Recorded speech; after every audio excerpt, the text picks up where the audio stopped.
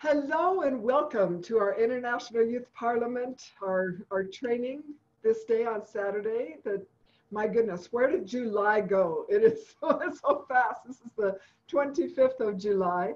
And I know so many of you have a difficult time getting online, especially now. So we honor you for making the effort, those who are watching live and those who will be watching the replay. I wanted to talk, thought a lot about this presentation, and I wanted to talk to you, and I was hoping it would be a wonderful discussion, but doesn't look like we're going to be able to have a lot of discussion. But as you know, and if more come on, of course, then I'll be able to open it up. But as you know, because of COVID-19, and that's what we're discussing. We're discussing how are you coping with COVID-19 and the concerns in the 21st century. So I'd love to have your feedback, your conversation about this, and your ideas of what you're doing, telling us what you're doing, sharing. That's a huge part of what it is that we're doing. So those who are watching the replay and not online, I would like to invite you to please come online live when we have our trainings so that you can participate in our conversation and so that it can be a discussion, not just a one-way presentation. So I've thought a lot about this in preparation for today, and I've thought we are at an ending. We are at an end of life as it was before COVID-19, before this pandemic throughout the entire world. There's nothing, as you know and you've read, you've studied and seen, that nothing in the history of the world has impacted all nations at the same time, in the same way, with the same pandemic. Never in the history of this planet. So it's a big, big deal what we're going through right now. And I'd like you to take that journey up to that 50,000 foot level and consider the time that you're living right now. Because never will life go back 100% back to the way it was. People will always be more sensitive to a pandemic, to disease, to the sufferings of people who have, and the deaths of all these thousands and thousands of people in so many nations. Never will we go back. But here's the good news. And I actually wore this sparkly top because I thought, I want to just, when I went into my closet and I was looking at my clothes, I thought, I'm going to wear the sparkles because I want to be an example of optimism. And let's put on our wonderful attitudes. And I remember, I have to tell you, I'll take a little pause. Many years ago, probably 15 years ago, I was putting on an event for women. There were about 500 women there. And I was giving a prize to the youngest, the one who came the very farthest, and the oldest. Well, the oldest stood up and I had them come up. I had her come up to the mic because she stood up and she said, I'm 92 years old. I said, come up to the mic. And so she came to the mic and she had so much jewelry on. She had like 5 necklaces and her earrings and a fancy top. And I said, you look so, you look so fancy. And she said, well, I'm 92. What am I saving my jewelry for? She said, I just decided when I came to this women's event that I was going to wear every necklace that I owned. And she had 5 necklaces on. And so I've thought about that. And then when this morning I was getting ready, I remembered that lady. I didn't plan on actually telling you this story, but I thought I'm just going to wear sparkles because I want to just be an example of optimism, of happiness, and of choosing your own joy, no matter what's happening around you, and no matter who or what including COVID-19, is trying to bring your spirits down and make you fearful.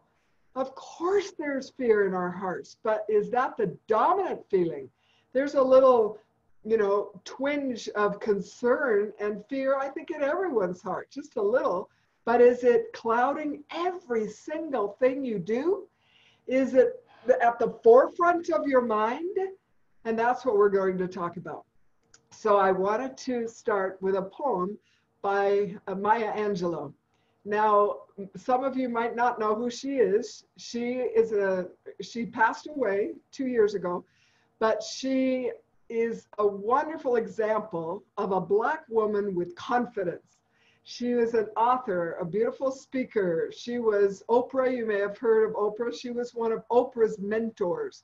Maya Angelou had the ability to just be unafraid and, as a beautiful Black woman, stand up in confidence and say, listen to me, this is not okay. So she wrote a poem, and I'm taking this and I've made it actually as the theme of International Women's Day. I own the .org. And our big event, which will probably be a lot online, but nonetheless, on International Women's Day, March 5th, 6th, 7th, and 8th, a 4-day event, and we'll have it in 2021 in March. But the name of her poem is Still I Rise. And I made the theme of internationalwomensday.org, Women Rising. So if you ever have a chance to go to internationalwomensday.org, you'll see that. All right, here we go. This is a poem. Now, it's showing you an attitude, because that's what we're going to be talking about. We're going to be talking about many things, but one of the things is your attitude. Are you the one who, when you walk in the room, the people in the room are like, there is, fill in your name? Or are they, oh my gosh, she's going to tell me another story about things that are happening to her that are not good? What is it that you emulate? What type of an attitude do you have in your heart of hearts? And that is part, my friends, of being a great leader. Being a great leader, when you have an attitude of, we can do this, guys, we can be examples to everyone in our circle of influence. So, Still I Rise by Maya Angelou. Now, this was written for Black women, but it's for everyone who wants to have that attitude of confidence. She says, you may write me down in history with your bitter, twisted lies. You may tread me in the very dirt, but still, like dust, I rise. Does my sassiness upset you? Now remember, she's talking about Black women. Does my sassiness upset you? Why are you beset with gloom? 'Cause I walk like I've got oil wells pumping in my living room. Just like moons and like suns with the certainty of tides, just like hopes springing high, still I rise. Do you want to see me broken? Bowed head and lowered eyes, shoulders falling down like teardrops, weakened by my soulful cries. Does my haughtiness offend you? Don't you take it awful hard, 'cause I laugh like I've got gold mines digging in my backyard. You may shoot me with your words, you may cut me with your eyes, you may kill me with your hatefulness, but still, like air, I rise. Does my sexiness upset you? Does it come as a surprise that I dance like I've got diamonds at the meeting of my thighs? Out of the huts of history's shame, I rise. Up from the past that's rooted in pain, I rise. I'm a black ocean, leaping and wide, welling and swelling, I bear in the tide, leaving behind nights of terror and fear. I rise into a daybreak that's wondrously clear. I rise, bringing the gifts that my ancestors gave. I am the dream of and the hope of the slave. I rise. I rise. Oh, I rise. Now, after you hear that, does that motivate you? Does that give you a feeling and a sense of who this woman is and who we all can be, with squared shoulders and lifted chin, saying, I can do this amidst the pain and the poverty and the hurt and the disappointments and the terror even, and all the things that are happening right now? I can be an example. I can be a leader. I can be one who people follow and are happy to follow, because I help them be their best selves, because I can instill in their hearts that great hope, a confidence, an optimism, a happiness, a joy that no disease can take from me. And my friends, I don't want you to think, you may look at me and say, oh, Dr. Paula, but you don't understand. You don't understand that we've had these horrific natural catastrophes in my village, and people are broken and they don't have enough food. And you go on and on and on about the things that are happening in your life. And I say, but what's your choice? My friend, you only have two choices. You only have two choices. You can either let that consume you and bring you down, or you can use it to step up and say, no matter what's happening around me, I have the choice. I have the agency of that great gift from God to choose how I respond to life. Bad things are happening to good people all over this world. No city is spared. No community, no nation is being spared from the terror, from the fear, from the concerns. Everyone is experiencing this. And the beautiful gift given from God is what Viktor Frankl, remember I talked to you about this, man's search for meaning. Viktor Frankl, he watched his family killed before his eyes in a Nazi concentration camp, Auschwitz. But what he realized is that no matter what happened to him, even if those guards beat him and deprived him of sleep, and they stripped him naked and they starved him, but he had the choice to respond however he chose. And he imagined himself at the pulpit of a university teaching the next generation about the ultimate freedom, my friends, the freedom to choose how we respond to life. So my question, and I say it in all love and pointing at myself too, what are we doing right now to be lights in our families, in our communities, in our nations? What are we doing individually to shine a brighter light? So I'll tell you about some of the people who are International Youth Parliament ambassadors. Gerald Nasasira, he is going from village to village. He used to be teaching. And I said to him, Gerald, I want you to teach when you can, but I want you to be helping pick up the devastation, the trash, everything that's happening. I don't know if you've heard about Uganda. That's where he lives, in Mbarara district, and it's in western Uganda. Village to village, there has been horrific catastrophes, hailstorms, hurricanes. All these things have been happening, and their homes have been just flattened, and many widows are not even having enough food for their children. So I said, teach through your example, but teach and go out and teach through just your hard work. Go out and work and help. Every one of us can do that. We all know people who are suffering right now. So how are we spending our time? How are you spending your time? Are you spending time, wasting time on your phone? And I say this to you in love, but I know many of you spend way too much time on this phone, on social media, seeing what other people are doing and saying.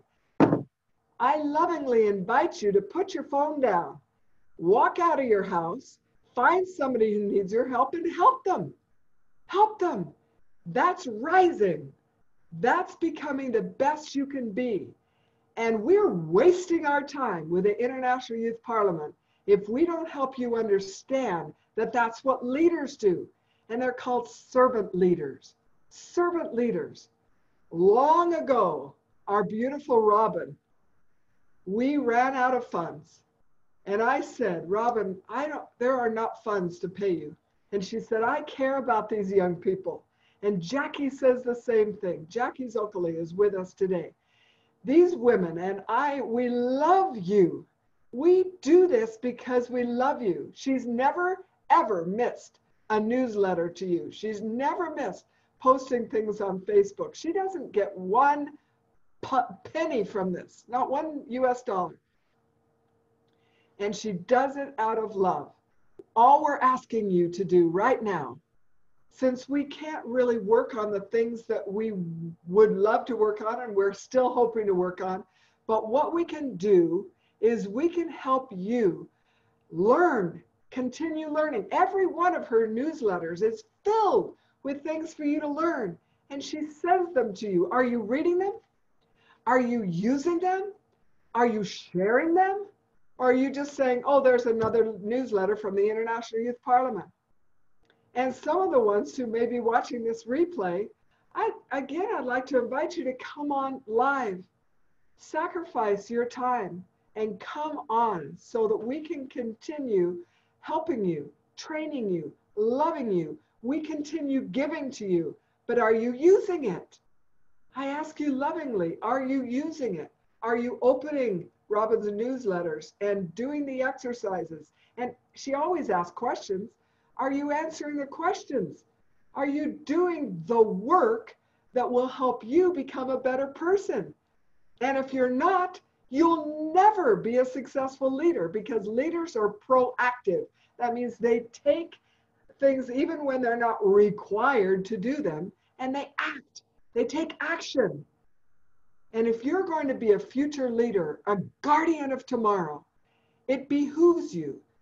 That's a real English word. It really is your responsibility to take action on the things that we're giving you. And you might say, but we're not getting together like our dream was. That's right. A lot of things are not happening right now. But what are you doing about it? I applaud the ones who are on this call for taking the time and making the effort to come. I applaud our wonderful Robin for continuing to work. She even wrote newsletters on her honeymoon. Yes, this sweet girl just got married. She's not Robin LeBron, she's Robin Anders. And I'm going to give her time to talk in a minute. And I'm going to give Jackie time to talk, Jackie Zoccoli. And she, every Friday, you can meet with her and she can lift you up and you can connect with her. We are here for you. Some of those things that I just said, I had no plan for saying. It was not part of what I prepared.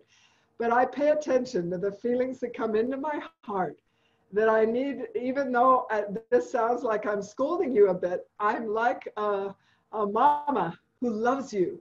And I understand great leadership. And I understand that if you want to be a great leader, you must decide now and do the things that leaders do. Again, don't waste your time. Don't waste your time. And some of you have said to me in the past, you said, boy, I'd like to write a book. So start writing. Write your book. This is a perfect time. They say, well, I'd like to do this. I'd like to do that. I'd like to read this. I'd like to read that. There is a plethora of opportunity for you to if you need help with books, I'll send you books. If you need help with whatever you need to help you become that better person, we can help you, but you need to ask. You need to be part of this, what we call proactivity, being ahead of what has to be and saying, I'm a leader. If I'm going to be, I am a guardian of tomorrow. If you see yourself as a guardian of tomorrow, sitting in one of the positions as a governor or a minister or a prime minister, whatever the names of the leaders in your districts, your cities, your communities are, if you see that in your mind's eye, then become it. Believe it, and then you'll become it. I've given you presentations on believing and becoming. All right, I did want to talk to you about some of the things and remind you of a quote that I gave you long ago, and it was a study done with 2,000 people, and it was done at Stanford University a long time ago, 1994, but it's still very true right now. And here's what happened. They studied these people for years. That's a very significant study. It was an experiment to see what makes people unhappy, what makes people happy. And here's the conclusion. Listen carefully. Read my lips if you want to. Are you ready? Happy people and unhappy people tend to have had very similar, means very much alike, very similar life experiences. The difference is that the average unhappy person spends more than twice as much time thinking about unpleasant events in their lives, whereas the happy person tends to seek, that's an action verb, seek and rely upon information that brightens their personal outlook. Close quote. Are you seeking? Are you looking for the good? Are you emulating the good? What are your goals? If I was with you right now and I said, what are your top 3 goals right now? Go, tell me. Could you tell me? Could you say, my goal is this and this and this? And Dr. Paula, here's what I'm doing. I even wrote down my goals, which I've asked you to do and told you this is the way they get accomplished. My friends, I write a to-do list every single day of my life, except Sundays. And because I know I'm going to worship on Sunday, and that's my day of rest.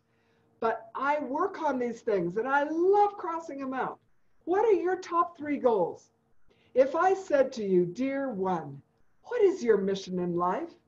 Could you answer me that? Could you answer me? What's the mission of the International Youth Parliament? What's the mission of the Global Prosperity and Peace Initiative? That's the overarching nonprofit. It's to increase the level of love, prosperity, and peace on earth. My mission is to touch the hearts and change the lives of as many people as I can with the time I have left on this earth, worldwide, so that they can live lives filled with joy and meaning and purpose and what? Great abundance. Yes, that's part of it. What is great abundance to some of you? It starts with your beliefs. It's not just financial abundance. It's an abundance of heart. It's abundance of intention. It's confidence. It's an abundance of positive thoughts and words and actions. Your whole life can be filled with abundance, even if you live in the smallest shack. This is what I'm trying to teach you on this training. I'm trying to help you understand that these are choices. And your concerns about the 21st century and what's happening with the leaders and the COVID and the change of your life, very valid. Everybody's concerned. Everybody, like I said, has that little piece of heart of fear and angst. But that doesn't have to be on the forefront. Again, that doesn't have to be what drives you. You don't have to sit like many people do, for hours at a time, looking at the news and getting more and more depressed. Use your time serving others. And here is what is a great cycle. As you love and serve others, you are loved. And love begets love. And you're in a cycle of goodness and happiness and love. And everything about you will rise. That's why I named our wonderful event coming up, Women Rising. It's a women's event, sorry, gentlemen. But it's about, so how are you going to rise? How are you going to rise today? What are you going to do?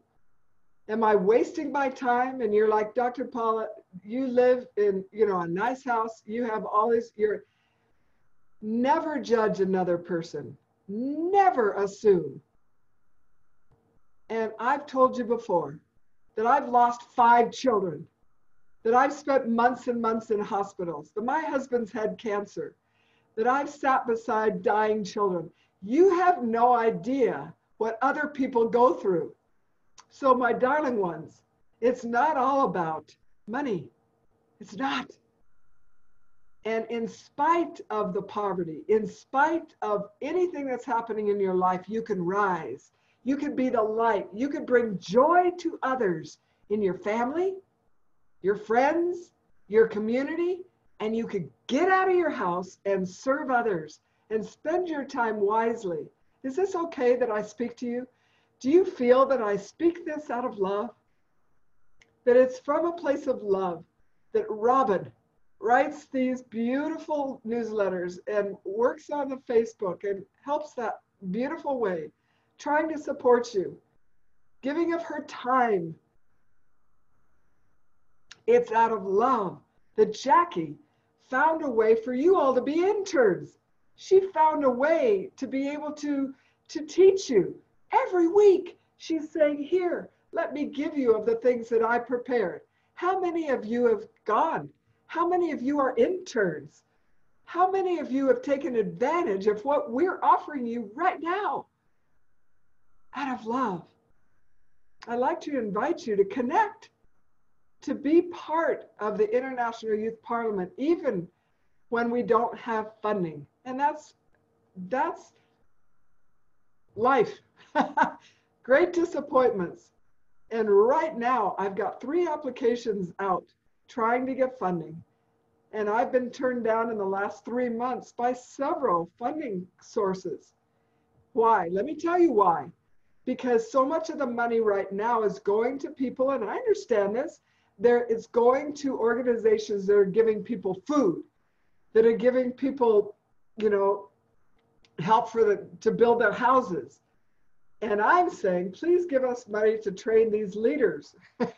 And you see the difference? They're like, oh, but Dr. Paula, we're choosing to give money. Even my Rotary group that I've gone to, they say we're giving money for people to rebuild their homes and for food to feed their children. I understand that. But I'd just like to let you know that I've never stopped trying. I gave a presentation last Tuesday to a Rotary group. So I'm still trying. But we have never left you. We are here for you.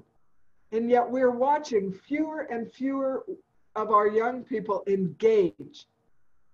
But thank you. We call it preaching to the choir because the ones who are here are the ones who are still engaged and are connected. So we applaud you. We honor you. And when I send this out, the recording out, I'm hoping that those who are watching the replay are saying, gosh, I haven't opened the last few newsletters. I do need to take advantage of what you are giving us from your love. I have pages that I didn't use, but into my heart came this message that I've shared with you. And I can send some of what I was going to send to you in an email, and you can read it. But I feel like I'd just like to close with that and then open the time now to sweet Robin and to Jackie. So I'm going to unmute Robin. our newly married beautiful lady, our executive director. Take it away, honey. Share your thoughts. Well, I found it interesting that the last newsletter was listening to the still small voice, the messages that you receive that you feel called to act on. And I thought your message was perfect. And sometimes we just have to do what feels right versus what we planned on. And, I think your message was fabulous. I'm going to post it on Facebook as always and hope some people listen. And I very much appreciate your continued efforts, and I know what it's like to try and raise funds when there's so much money that's needed everywhere. And but like Paul said, we're here for you. I've had youth send me things, articles they're trying to post or contests they're entering, and ask me to read things or edit things for them. Please reach out to me if there's anything I can do. That's what we're here for. So that's all. We love you and keep trying. Thank you. Thank you so much, Robin. We love you. And our sweet Jackie, unmute, unmute. I'm clicking unmute. There we go. Okay, you're on, sweetie. Oh, you're still muted? Huh.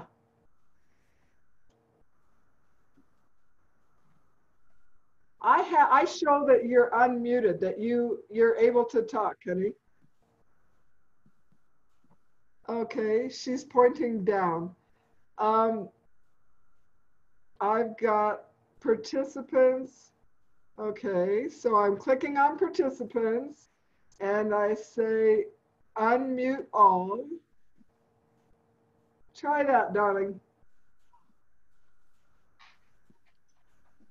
There's nobody muted at this point. Is your volume up? We can hear you. What is she saying? What are you saying, honey? You're unmuted. I don't know what to do. All participants are unmuted, is what it says to me.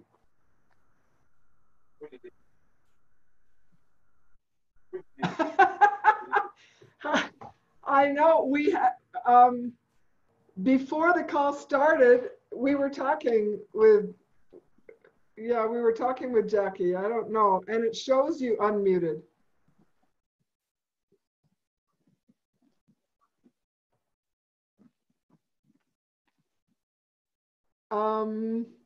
What I've done, it's got everybody unmuted, Jackie, honey. I don't know what else to do. Can you try talking again?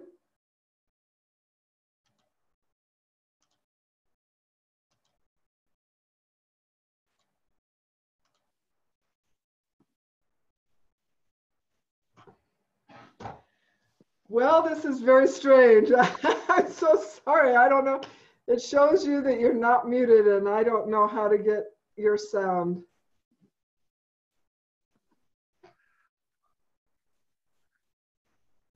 Try one more time. I just heard a clunk. Oh, she's writing a message. Read the chat, okay? Read the chat. All right, darling. Nairobi, wonderful. I appreciate the sacrifice. Thank you, Kwong. My Bluetooth just went off. Oh, her Bluetooth just went off. Well, we love you, and I'm sorry I didn't see the chat. That's what you were trying to tell me, is to read the chat.